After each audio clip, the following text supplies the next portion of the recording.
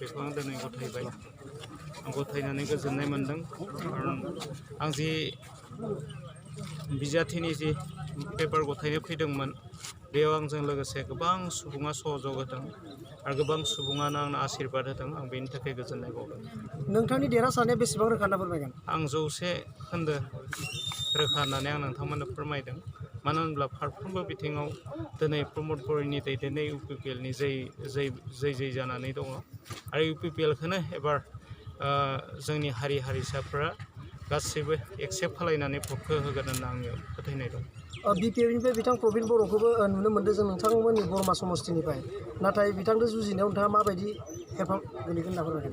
आं बारा गोहोम गोग्लैगोन होननानै सानाखै खारन बिथांमोननि खोथाया बिथांमोननि, नाथाय दिनैनि बारहावायाव जिथु बार बारनाय बे बार बारनाया आंखौ सोमोहोदों आरो बेयाव UPPLनि बिजाथि देरहानाया 100% रोखा। नोंथाङा मा इसु लानानै बिसायख'थि फोसावदिंनो थांखि लादों? आङो बेयाव जोंनि सोलोंथाइ बिथिंखौ, जोंनि जि आनएमप्लय प्रब्लेम्स, दैबानानि जि दुखुनांथाव सिटुएसन आरो बेयाव जि आबादारिफोरनि समस्या बे गासैखौबो गोसोआव लानानै आरो रायजोफोरनिफ्राय खोनासंनानै खामानि मावलांनो होननानै आं थांखि लादों।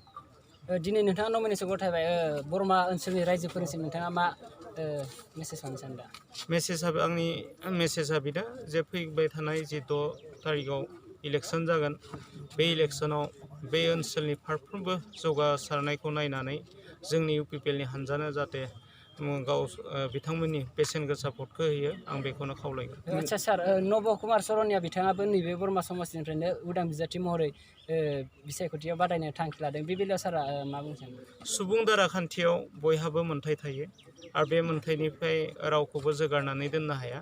बिथाङा बिथांनि मथे सोलिगोन, आं आंनि मथे सोलिगोन, खारन आंहा थांखि बिथांखि दं आरो जोंनि जि पार्टि बे पार्टिनि लक्ष्य उद्देश्य दङ बेफोरखौ सिगाङाव लानानै आं सोलिलांगोन। बिथाङा बुंदों प्रमद बर' आरो हिमन्त बिश्व शर्मा बिथांमोना गावनि जानानै बिसायख'थि फोसावदिंनो फैगोन होननानै। आंबोथ' बुंनो हायो दिनै नरेन्द्र मदिया फैगोन, हिमन्त बिश्व शर्माया फैगोन, सर्बानन्द सन'वाला फैगोन होनना।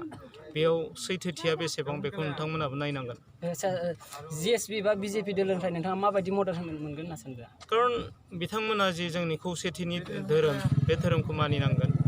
खारन जोङो दिनै BTR आवबो GSP, BJP आरो UPPL सोरखार दानानै दं आरो नै फैगोन जि बिसायख'थि बे बिसायख'थियावबो जों BJP, AGP आरो जोंनि UPPL खौसे जानानै जों इलेक्सनखौ दारायनो नागिरदों। बेयाव हयथ' जायानो जायाथों मानो BJPआ टिकेट मोननायब्लाबो आं बिथांमोननो सहयोग होनांगौमोन, सोरबा GSPआ मोननायब्लाबो आं बिथांमोननो सहयोग होनांगौमोन, नाथाय आं दिनै टिकेटखौ मोनबाय पार्टिनिफ्राय, खारन जों खौसे जि सरकार हिसाबै बिथांमोनाबो आं टिकेट मोननायाव गोजोननांगोन आरो बिथांमोनाबो आंखौ सहाय हेफाजाब होनांगोन।